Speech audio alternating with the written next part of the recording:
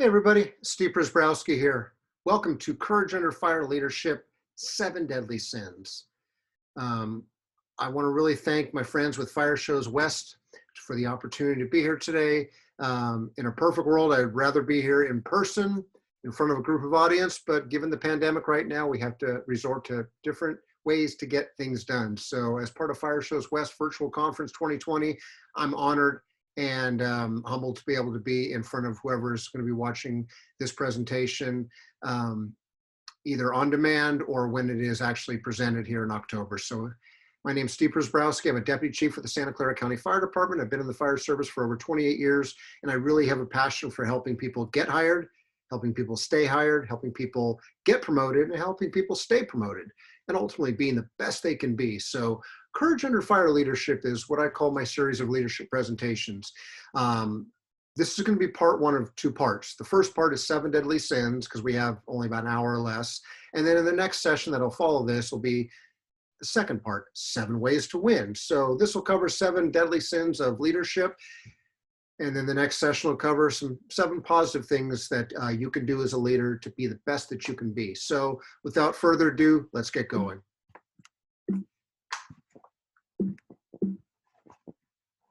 All right, as a starting point, my contact information is on my websites. Code3firetraining.com is my personal website. Got a lot of promotional preparation information, officer development, leadership, training information. If you click on the free stuff link, a lot of webinars I put together that are all free to help you be the best you can be, literally.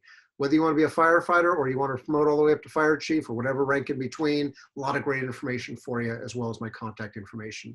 And also, if you know of anyone that wants to become a firefighter, I still teach at Chabot College in Hayward part-time at their fire technology program. And I run the website that I created, chabotfire.com. So been teaching at the college for also, God, almost 28 years as well, too, as much as I've been in the fire service. So really enjoy, like I said, paying it forward, giving back, and hopefully my passion and enthusiasm will show throughout this presentation. So I'm a resource. I'm hoping to help not just make you the best that you can be, but also help you have a safe, healthy, happy career, not to mention retirement. Easier said than done, I know. I'll try. So some ground rules of the presentation here. I want you to find some lessons learned in each of the situations. I'm going to share some pictures, share some videos, share some stories. We're not here to Monday morning quarterback. We're not here to second guess things. We're not here to make fun of anything.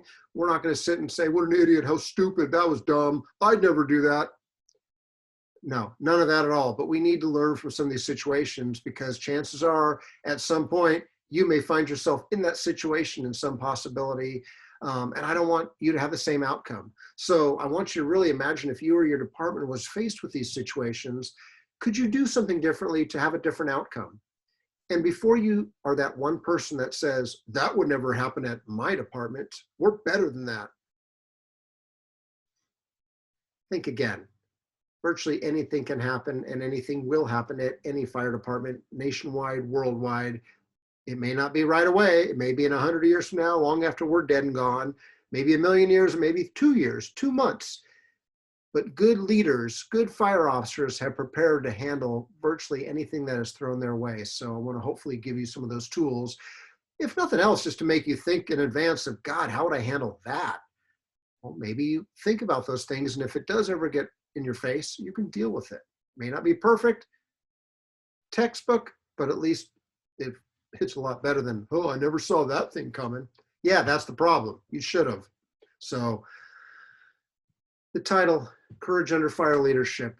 If we were in front of each other in a classroom setting, and if this was truly live, I know it's being recorded right now and I'll be available for Q&A the days it's presented.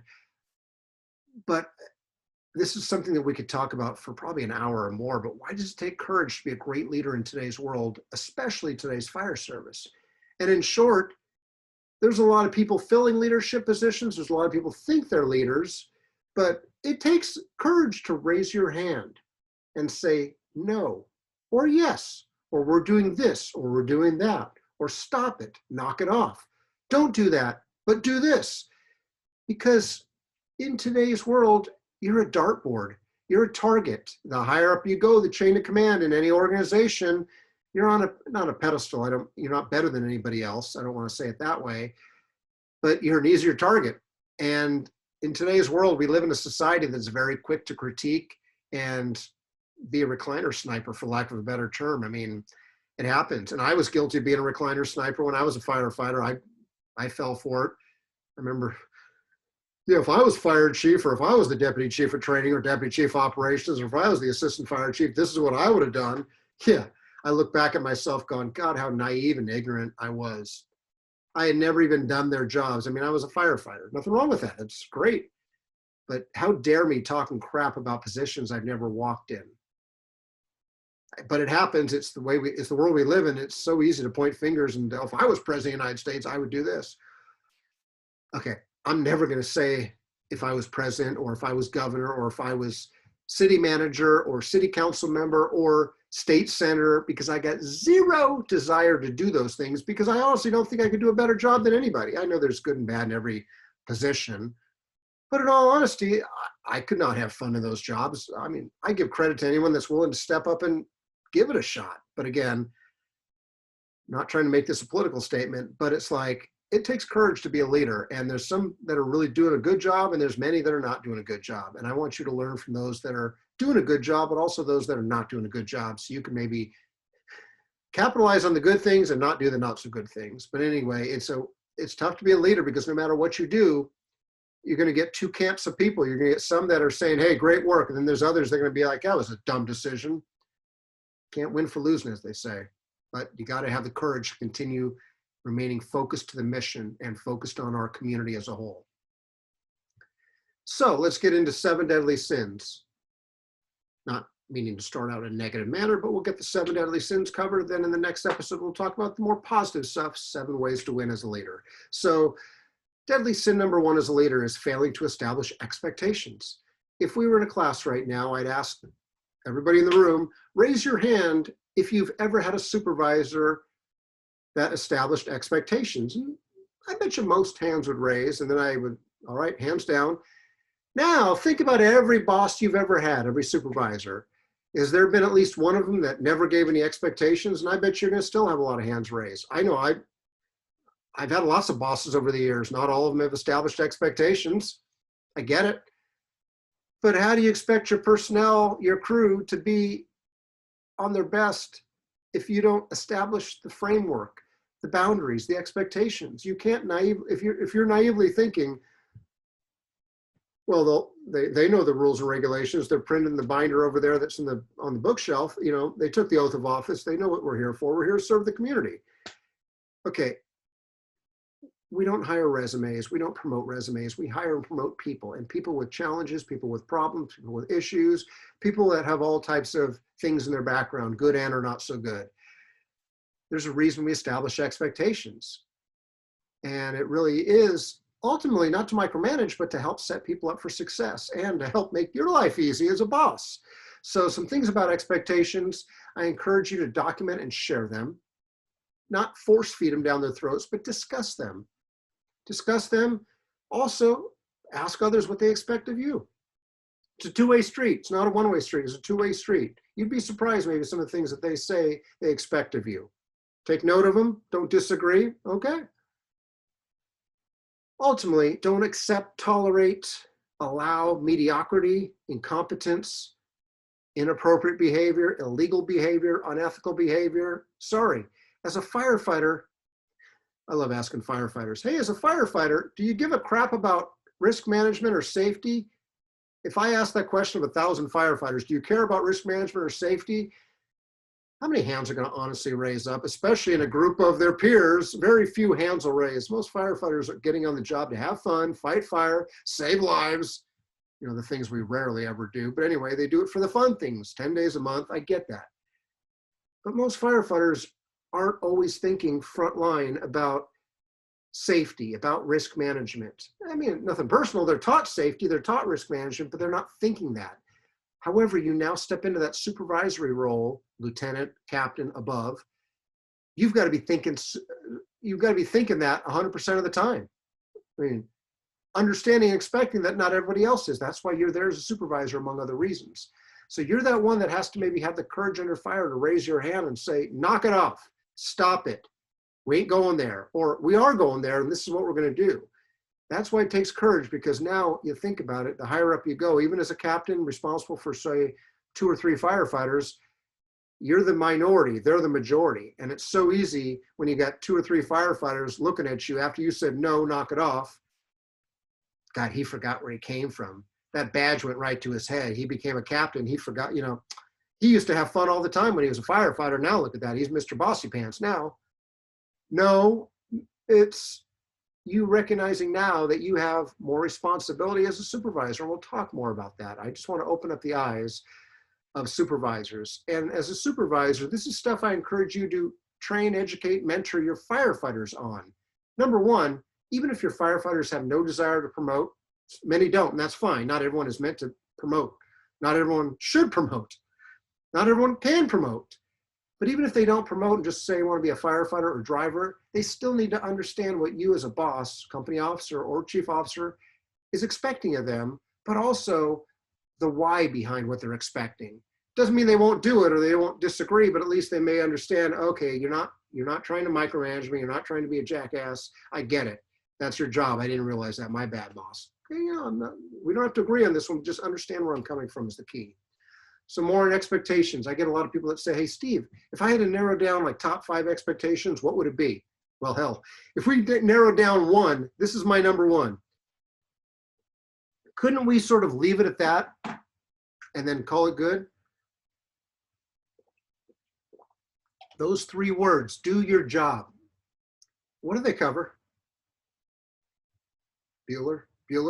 I know we're not interactive, it sucks, but we are making this work and we have to. We have to be resilient. If we were in a class, what does that cover? Do your job. I'd be getting a lot of answers of it should cover everything. Yeah, it should cover everything, but we know it doesn't. And doing the right thing, what's the problem with do the right thing? Well, it's subjective because 3 people together could have 3 different definitions of what the right thing is, and they're all right. It's just maybe their interpretation of it. But ultimately, doing your job should cover everything. But if it doesn't, let's get into some other suggestions. Take care of those we serve. Those we are fortunate to lead and serve. And if you think about it as an officer, who are you fortunate to lead and serve? It's not just your crew. You're also fortunate to serve the community. Again, we're civil servants, service above self, as we took that oath of office for.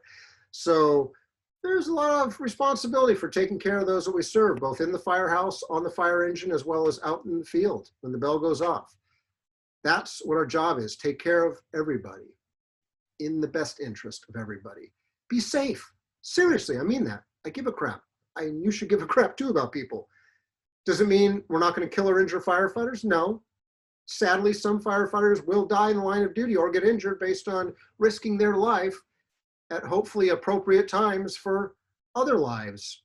I mean, again, that's the job we signed up for. We signed up to work a job that we knew was dangerous, high risk, and hazardous, but it doesn't mean we need to be stupid about it or overly aggressive. I'm good with aggressive. Aggressive is not bad as long as it's, as long as it's calculated aggressiveness. Aggressively stupid is not good, but aggressive can be a good thing if done for the right reasons. When I say have fun, have fun. We work together 24 hours, 48 hours, whatever your shift schedule is, 72 hours.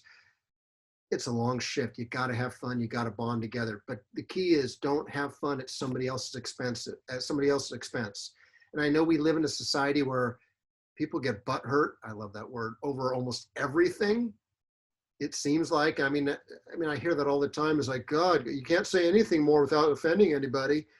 Sadly, to some degree, that is true. So be careful what you say because you could be held accountable for it. But have fun. Do the best you can. But make sure the fun is not unsafe. It's not illegal, unethical, or at someone's expense. For any of you that's a boss or has been a boss, you'll hopefully appreciate that. Keep your boss informed. Bosses don't like surprises. Nothing pisses a boss off more than finding out about something a week later or 2 weeks later or way after the fact. That's embarrassing. Any reason why you didn't want to call me last shift when you backed the rig into the station? Well, sorry, Chief, I didn't want to bother you. It's 2 in the morning. I loved hearing that when I was a battalion chief. Why didn't you want to call me at 2 in the morning? Well, Chief, I figured you were asleep. Right, but I'm like you, I'm at a firehouse. I'm paid to be here 24 hours at a time. I'm paid to be woken up, whether it's the bell going off for an fire, multi-vehicle accident, hazmat incident, or accident, vehicle accident. That's what I get paid to as a deputy chief, or at the time, battalion chief. Wake me up. But now, because you waited 2 days to notify me, this is the second part. You didn't give me bullets for my gun. So when I say bullets for my gun, if you want your boss to go to bat for you, we all do, right? I want my boss to go to bat for me. I want to go to bat for my crews, my troops. But you got to do your job. You got to do your part. You got to go back to number one, do your job, do the right thing. And how do you do it? Let's say backing with, you got in an accident, you back in the station. What's the first question your chief's going to ask you? How did your backer let you bounce back in the station? And if you say, well, we didn't have a backer, chief, which is against policy in many departments, you didn't give your boss bullets for their gun. Because now what do you expect your boss to do? Lie for you, cover for you? You're making your boss do his or her job. I mean, and hold you accountable. And then don't be surprised when it's like, okay, you're getting written up for not having a backer and breaking, violating policy. You're jamming me up. I should have just told you I had a backer. Well, now I'm not encouraging you to lie, but then of course, this is the challenge that we have. Hey, as long as you're doing the right thing, following policy, doing the right thing, you're giving your boss bullets for their gun. Okay, you had a backer, but how did you back the rig into the station? I got to understand this one. Okay, I know it seems odd that we had a backer and we still hit the station, but as strange as it seems, Chief, this is what happened. The backer was backing up the firefighter who was driving, and they were doing good. The problem was that they were looking to the right, focusing too much on the right side of the rig, and then the left side hit the firehouse. What the backup person should have done is not just look at the right, but also look at the left, look at the right, look, more situational awareness. That was where we dropped the ball, Chief. Okay, don't let that happen again. Chief, this is a good lesson learned. Don't worry. Jeremy and I or whoever, we've had a good conversation. I don't think he's ever going to do that. He's very remorseful about the situation. Okay, copy. I got to do my investigation, but thank you for your honesty and for taking responsibility and accountability and following policy. They follow policy, they just maybe could have done it a little bit better. But again, give your boss bullets for the gun if you want them and expect them to go to bat for you. And bosses don't like surprises. Lastly, leave the fire service in the community better than you found it. That should go without saying, right? When you're on your oral interview, when you first got hired or wanted to get hired, I bet you were sitting there in front of the board. Why do you want to be a firefighter? Or why do you want to work for our department? And I bet out of some of your mouths, to help people, to give back, to serve the community. Okay, prove it, do it, leave a lasting legacy. I mean, if all of us on every department nationwide, worldwide did something to make the community better, the fire department better, the fire service better, man, it's amazing how many great things could happen. But sadly, some come to work 8 to 8 out the gate and that's it. Or they're just a slot filler. I mean, they don't cause problems. They do the bare minimum, but there's no legacy. What is your legacy going to be whenever it is that you're departing from the fire service? Retirement, or God forbid, worse. What is your legacy going to be? It doesn't have to be huge, just something that you'll be known for. I know 100 years from now, we'll all be probably forgotten by the other generations, but be on your deathbed, looking back at your career going, I'm glad I left it better than I found it. I'll leave it at that. Think about that. All right, deadly sin number 2. We talked about expectations. Well, besides expectations, you got to hold people accountable. If you don't establish expectations, how do you expect to hold people accountable? You really can't. Because if you don't establish expectations and you try to hold someone accountable, what's going to come out of their mouth? Well, you never told me I couldn't do that. I shouldn't freaking have to tell you to do everything, but you didn't tell me not to do that.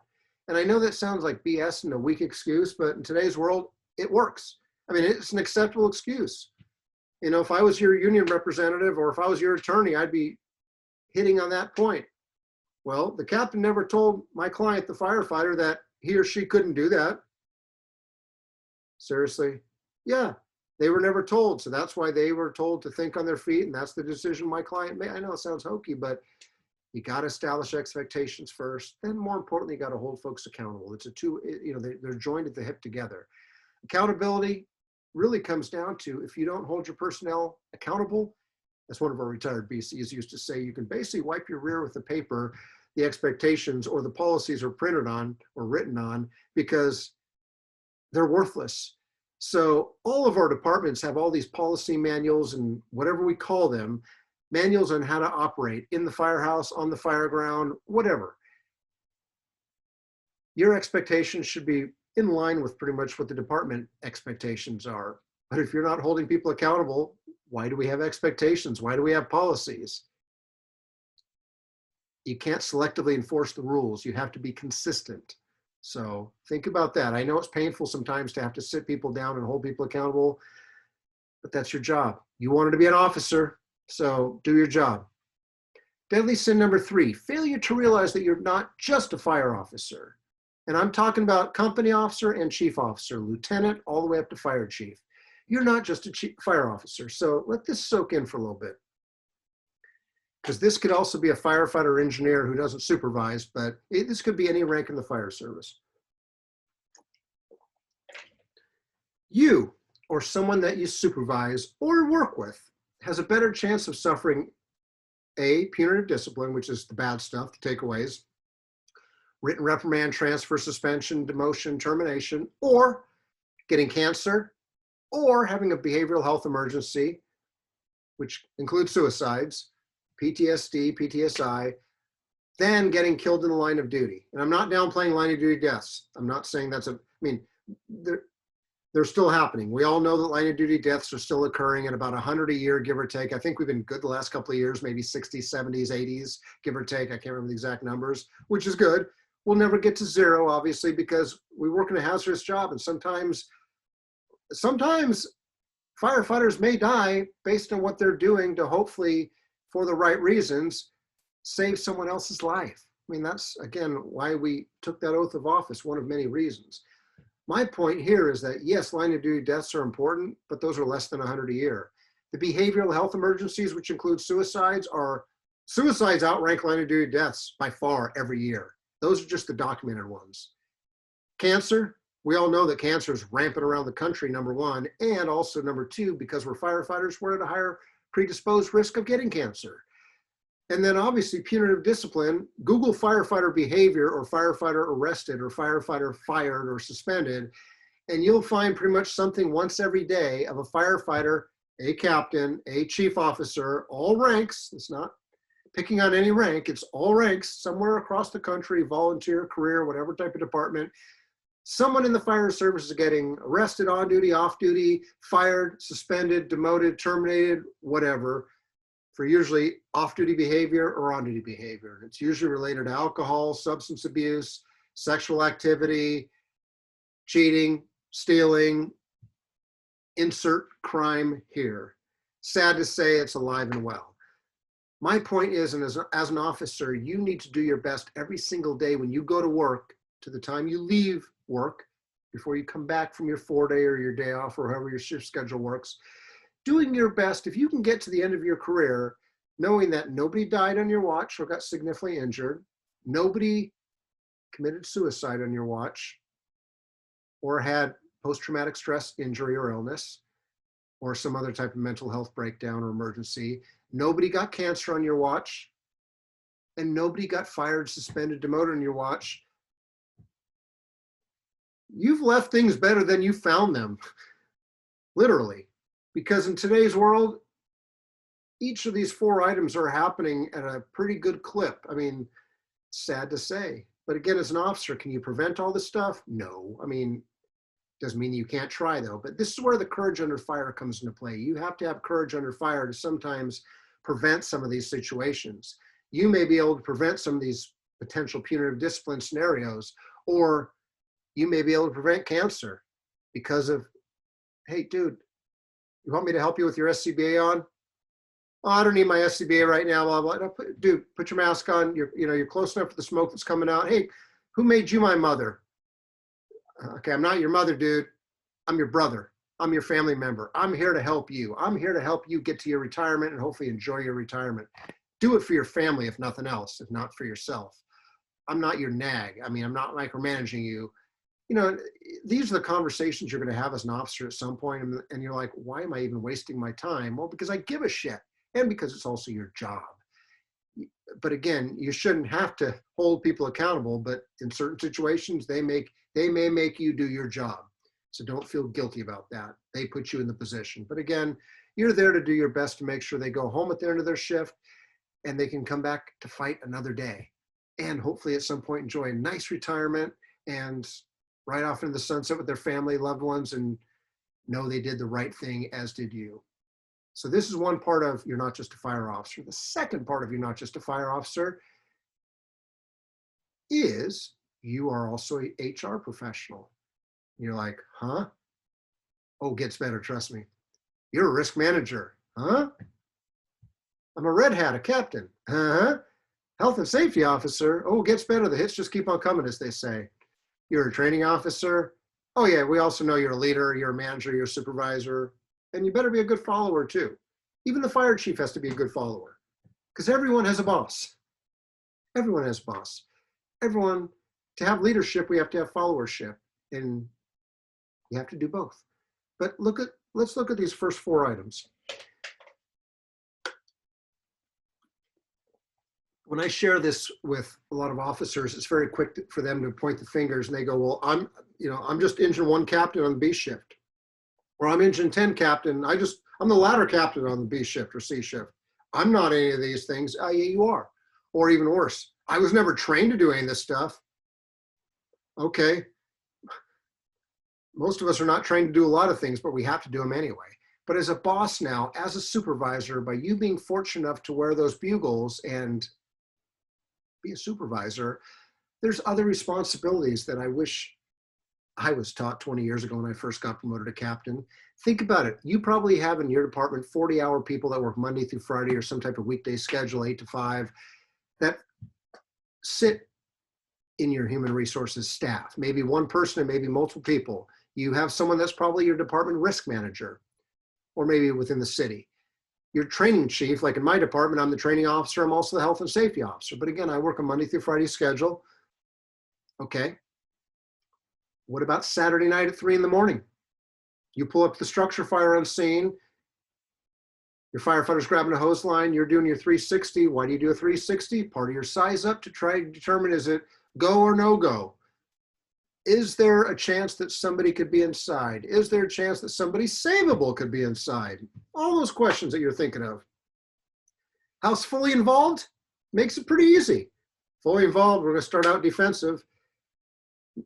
Excuse me, not fully involved makes it a lot more challenging. Risk management. You're damned if you do and damned if you don't. Go inside, kill or injure a firefighter in your watch. Back to one of the previous slides. You'll be held accountable for it. I don't know what that means, but you'll be a part of the investigation. Why did you choose to take your crew inside? Why did you choose to keep your crew outside? I mean, again, there's not always a right answer, but when something bad happens, especially to somebody that you supervise, that's when you got some explaining to do. So you can't just point a finger and say, well, it's not my job to be a risk manager. Well, it is your job. Or how about HR professional? You may go, human resources, that's those folks there that hire and fire people. No. Guess who the HR professional is in Station 1 on the B shift? The highest ranking officer, which is usually the captain or the company officer. It's your job to try to prevent personnel issues from even getting to their level. So you've got to think about all these things. Why I share these, it's not just for you. You may go, oh, I know that stuff, Steve. I get it. But does your crew get it? Do they understand it? Well, they don't want to be firefighters. Excuse me, they don't want to promote Steve. They're just happy being firefighters. I get that. But you've also got to do a good job of training your crew to do your job, whether they want it or not. You got to try to impart your knowledge on them, at least explain the why. So when they're having that conversation around the firehouse kitchen table, and there's maybe the conversation, let's say, now becomes offensive, say, toward, I don't know, females or a certain race or gender. As an officer, you got 2 choices. You can either, well, 3 choices. You can join in the conversation. That's one choice. You could join in, take it to the next level, which is another option, or you could shut that stuff down ASAP. Hey guys, enough. I don't want to hear that. We don't talk that way around the kitchen table. Are we all good with that? I don't want to hear that again. You forgot where you, hey, don't give me that crap. I didn't forget where I came from. I'm here to help keep you employed, myself employed, and keep all of us out of trouble and off the radar screen of the chiefs. Nothing personal, chiefs. That's my job. You forgot where you came from. You used to do the same thing. Yeah, I did, but then I realize as a boss, I have different responsibilities now. That I think is the challenge of educating your troops as soon as possible that, hey, if you happen to shut them down, maybe it's a conversation, maybe it's an action, you're not doing it to be mean. You're actually trying to protect them from themselves. Help others save them from themselves, as they say. But you're not just a fire officer, you've got many hats you're wearing. And speaking of hats, I could use a nice safety nap right now. I wish I had a recliner. Actually, wow, what a coincidence. I do in my fire deputy chief's office. I'm one of the few chief officers in maybe the nation that has a recliner. I inherited it from one of my predecessors, but still, it's pretty cool to say that. So when people say, Chief, did you forget where you came from? No, I got a recliner. I didn't forget where I came from. Hey, I'm all for the safety nap. In a serious note, seriously, I am all for the safety nap because I know we work 24, 48, sometimes longer shifts. I know you may be up all night. So take the time to get a good nap in. But a good nap in is not a 4-hour afternoon nap where, whoa, wow, lunch was just, yeah, shit, now it's time for dinner. Well, where'd the day go? No inspections got done, no training got done. Well, bell didn't go off. What else are we gonna do? God forbid we train, study, prepare ourselves to be better. We don't need to do that stuff. Balance is key. So recliners are okay. The almighty safety nap is okay. So I'm not saying don't take this out of context, remove recliners. No, keep the recliners, just officers, balance. There's a time and a place for everything. There's a time and place to work hard, time and place to play hard, especially when your work is done for the day and you get a chance to relax and do some good crew bonding, just like the kitchen table. Balance. So think about that, wearing those different hats you wear. You're not just a fire officer, you're an HR professional, you're a risk manager. So here's a situation in Northern California where a firefighter was engaged in on-duty sex, a 3-person company, I believe. And captain, firefighter, engineer. Well, apparently a firefighter with that department has resigned after admitting to having consensual sex while on duty at least 10 times, just 10 times, at the agency's firehouses, according to department officials. A firefighter and paramedic who resigned last January, because again, that was probably in lieu of termination based on the facts. But anyway, so he resigned 4 years after he was hired. He was a 4-year veteran having sex in the firehouse 10 times. Those are the times he admitted to. He admitted to having intercourse and oral sex with a woman who was not an employee in the parking lot of Station 3 and having sex inside all 3 of the city's stations. I guess that's a bucket list item to some people. I don't know. Okay. It might have been for him. Hey, check that box. Okay. So the after-hour liaisons occurred once in the captain's office at Station 3, even though he was the firefighter.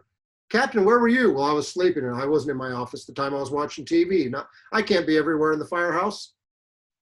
You better be. It's your firehouse because you're going to get disciplined too because you're the supervisor. Okay, so once in the captain's office, once in the training room at the downtown headquarters, where there's more people involved, once in the back of engine 9382 at Station 2, this person got around. Okay, 10 days a month we work and you get 20 days off a month to do whatever you want to do as long as it's legal and ethical and whatever else. You couldn't save it for the 20 days off duty. Okay, that's fine. Fire department and city officials previously declined to divulge details about the investigation and subsequent disciplinary action, citing personnel privacy laws. And of course, the department's 2 top officials, the fire chief and assistant chiefs, said the revelations of troubling on-duty behavior amounted to a gut check and a black eye for the 58-employee agency. Yeah, I would say that's the truth. I guess it was a huge wake-up call. A senior captain who was his supervisor and a fellow firefighter have been formally disciplined, along with 4 other firefighters who have been verbally reprimanded. So the formally disciplined, we talked about punitive discipline in one of the previous slides. Punitive discipline is either termination, demotion, suspension, transfer, or written letter in your file.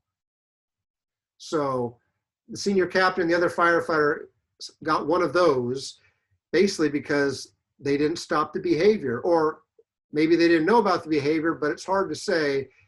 Well, I'm not saying it can't happen, but when it happens that much and you're that clueless as an officer or as a coworker that something like that is happening, you got no excuse. You got nothing, as they say. So really, at the end of the day, 20 days off a month is all I can say, sorry. But again, seriously, as a boss, you can't let this stuff happen. Even as a coworker, you may be the one as a coworker. You may have a captain that's not doing their job. This happens. Captains that don't do their job. You may be the firefighter, same rank as the other individual, Or let's say it was the engineer having sex, and then you're the firefighter at a lower rank. You may be the one that has to raise your hand one day, and then the firefighter that's having sex, Brett, you may be the have to, hey, Brett, we need to chat for a second. Hey, Brett, keep it in your pants. Who you made you the police now? The morality police. Okay, Brett, you got 20 days off a month. Don't bring your girlfriend by the station. Well, let's say he goes, well, I'm not married. It's okay. It doesn't matter if you're married or not. I mean, if you're not married, I guess that's the good part. But again, you shouldn't be having sex at the firehouses, or at least on department time or property. That's one thing. But now, if you were married, I don't want some angry spouse coming down the fire station with a shotgun or something else. And don't say that would never happen. In today's world, anything can happen. We see it across the country, across the world for that matter. So again, courage under fire leadership means any rank needs to sometimes raise their hand and hold their brothers or sisters accountable for what their actions are. Because if you can't prove that when stuff goes south, you're going to be held accountable, as you're seeing right here. I hate to say it, that's the way it is. Another thing not to let happen on our watch.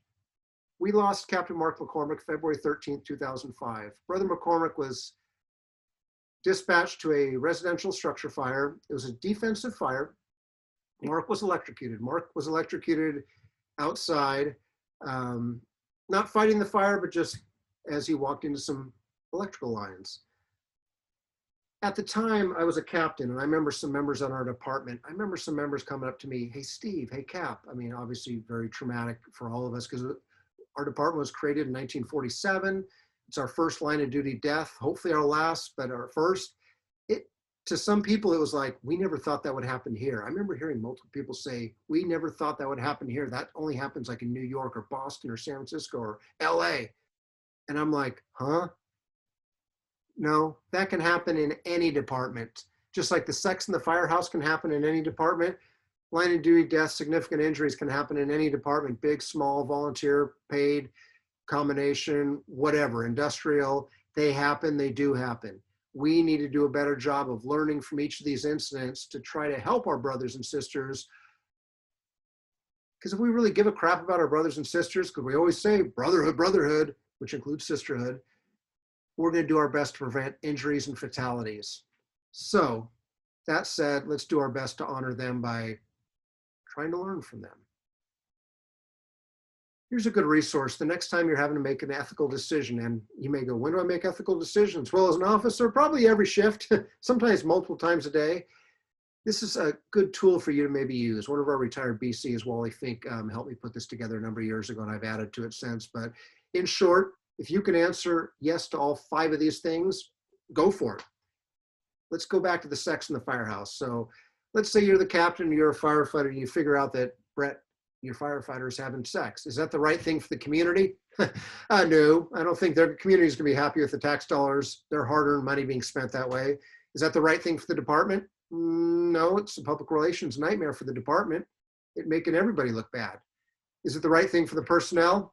Maybe for Brett, who was having sex with that one person for a while, it was right for Brett at the time, but not after the fact when he had to resign. And now how do you, I mean, good luck getting another fire job. I mean, I don't know.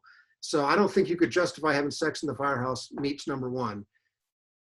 Okay, if I was Brett, would I mind reading about it in social media or the internet like we're doing right now? Again, I'm not saying he's stupid. I'm not Monday morning quarterbacking it, but trying to learn from this. I would not want to read about that in the paper or wherever. I'd be embarrassed as hell. Again, might have been fun at the moment, but when you think about it with rational and non-emotional thinking, oh God, what was I thinking? That's the problem. Can you justify it to your family? Now let's say Brett was married. Oh, sorry, honey. Or let's just say Brett was single, the guy that had sex in the firehouse. Let's say he was single, so okay, at least it was a girlfriend. At least they were dating, he wasn't cheating on anybody. That's a whole nother issue. But let's say you're the captain and you knew about it. So you're the captain covering for your firefighter who's having sex in the firehouse or in the property. You're married, you're a captain. Brotherhood is important. Remember, we all say that to each other. My second family, I spend 1/3 of my life is spent at the firehouse with my second family. True. Well, what's more important, family or brotherhood? A lot of people lump the two together, but they should be together. Family and brotherhood should go side by side. But when you're doing it that way, you're actually being divisive. When you're saying I'll cover for my brother and let him have sex in the firehouse, you're screwing your family, no pun intended. Because if you think about it now, let's say you got demoted or suspended because you didn't have the courage to raise your hand and say, Brett, knock that crap off. I don't ever want to see that on the, we don't have a policy, Cap, that says you can't have sex in the firehouse. I don't care if we have policy or not. You're not going to win this battle. And I know that sounds harsh and mean, but again, there's a better way to handle it. But again, let's say you put a stop to that. The firefighter might have hated you, might have wanted to bid out, but hey, go ahead, hate me for the rest of your life for helping you keep your job. Because a good captain would have helped that firefighter not get themselves in that position. Think about that. Had the captain done their job and knocked that stuff off, everyone still would have been employed. So think about that. Sometimes our job is to help save people from themselves. But anyway, can you justify to your bosses? I mean, when I say that, it's like, imagine the fire chief coming out to the captain. Hey, what were you, or even the firefighter, when the firefighter's on disciplinary charges, hey, what were you thinking having sex with your girlfriend? Well, I don't know, I wasn't thinking. Well, that's the problem. I don't ever want to have that conversation. Just like I don't want to explain it to my wife when my wife goes, hey, Steve, so why did you get suspended? You were covering for Brett? Oh yeah, I was covering for Brett. Guess what the conversation is going to be next for my wife or your girlfriend, your spouse, your boyfriend, your husband, whoever. Okay, so you're covering for Brett. What's Brett covering for you? Oh no, honey, I wouldn't do any of that stuff. You and I, circle of trust, you and I are like that. Bullshit. Yeah, you don't think you're gonna have trust issues now when you're covering for a brother or sister firefighter? Well, I don't want to be a snitch. No, it's not being a snitch. It's leadership, doing the right thing. And leadership has no boundaries or ranks sometimes. Like I said, a firefighter could have prevented that from happening. Obviously, the captain didn't do their job, but the firefighter could have done a better job too. And you can't say, well, he might not have known. 10 times minimum? 10 times minimum having sex? I mean, unless your firehouse is the size of a Costco, which most of us are not, most of them are small enough to realize there's a visitor somewhere on the premises. You can't be that clueless. Also, can you Can you live with yourself if things go south? You're the firefighter that has to resign because you were having sex, and that's resign, I guess, in lieu of termination or getting disciplined, obviously. All that for that. I couldn't live with myself. Lastly, can you tie it into your mission statement? I don't think your mission statement in any fire department in the country or in the world for that matter has sex on the job in the firehouse or on the fire engine or in the captain's office in the mission statement. Usually it doesn't matter. So use this, not just for yourself, but share it with your crew. So the next time, maybe let's use this scenario. Let's say one of your firefighters brings his girlfriend over, or a girlfriend brings boyfriend or girlfriend or whatever, doesn't matter, over to the firehouse. And you've got to sit that person down for a conversation. Put this up there in front of them. When they're asking you to bend the rules, break the rules, look the other way, because this will happen. This will happen at some point. Maybe not the sex, but there could be other things. Cheating, stealing, lying, other unethical things. When you're getting asked to look the other way as a supervisor or put your head in the sand, throw this out there and say, and hey, let's walk through this.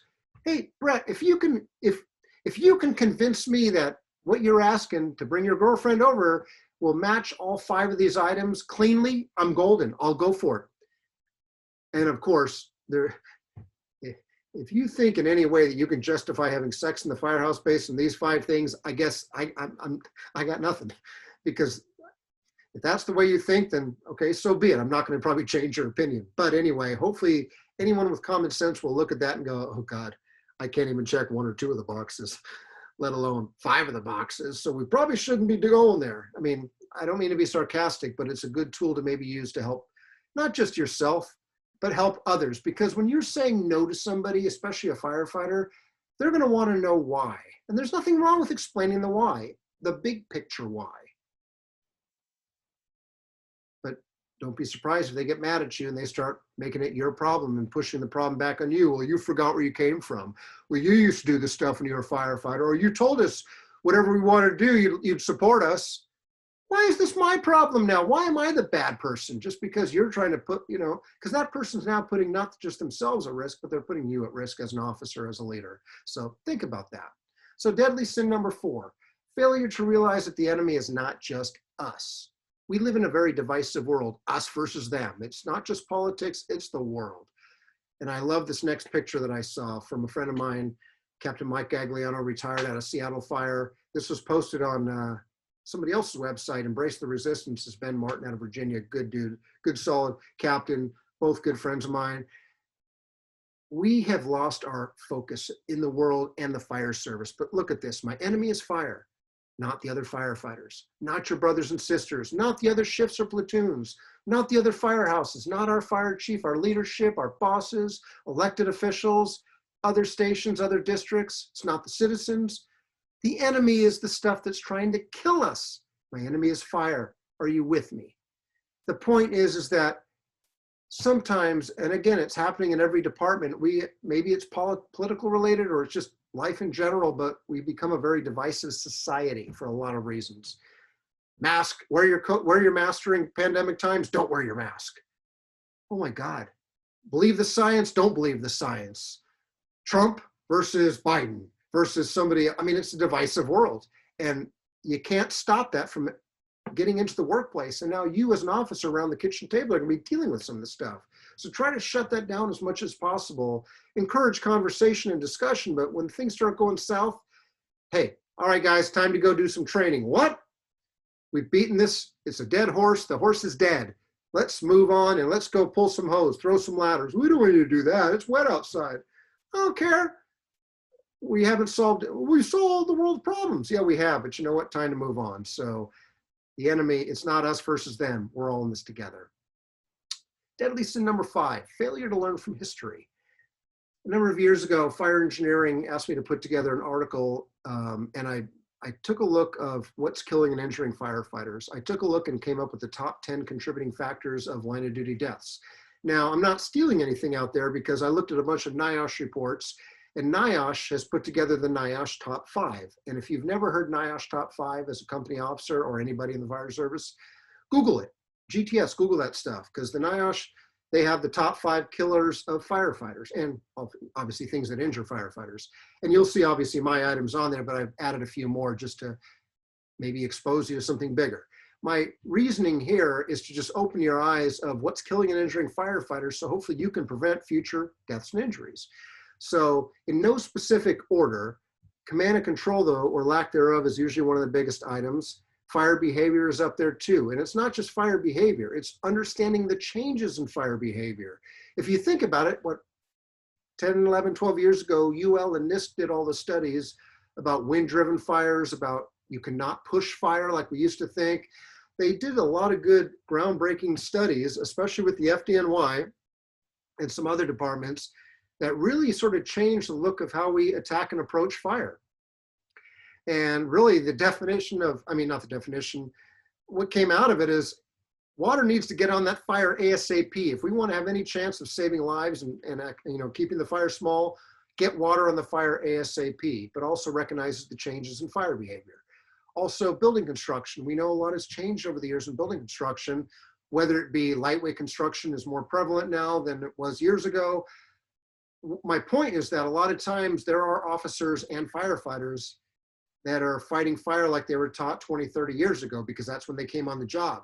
But in 20, 30 years, a lot of things have changed building construction wise and fire behavior wise, but they're not either educated or trained on it, or they don't believe in the new science. Just like there's some people that are questioning the use of masks and questioning the use of Dr. Fauci, his science is crap. Okay, so you're gonna believe the high school bully because of his Facebook post before you're gonna believe the science and Dr. Fauci. Okay, that's your right. We have people, even in the fire service, thankfully it's a small few, that are arguing against the UL and the NIST studies. And if you haven't seen the UL and NIST studies on modern fire behavior, Google it and check that stuff out, because it just may save your life or somebody else's life.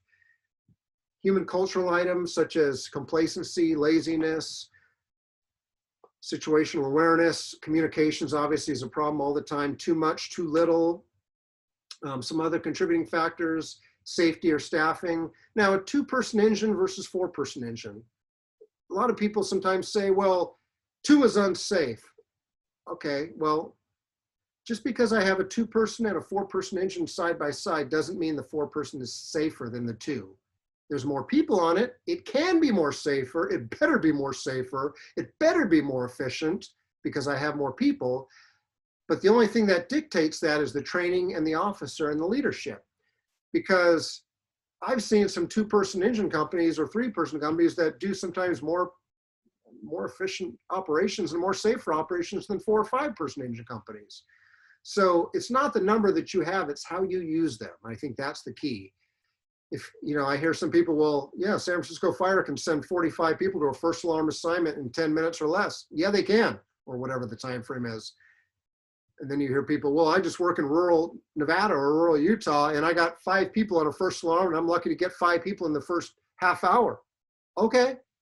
Hey, it's not your fault. It is what it is. Do the best you can with what you got to work with.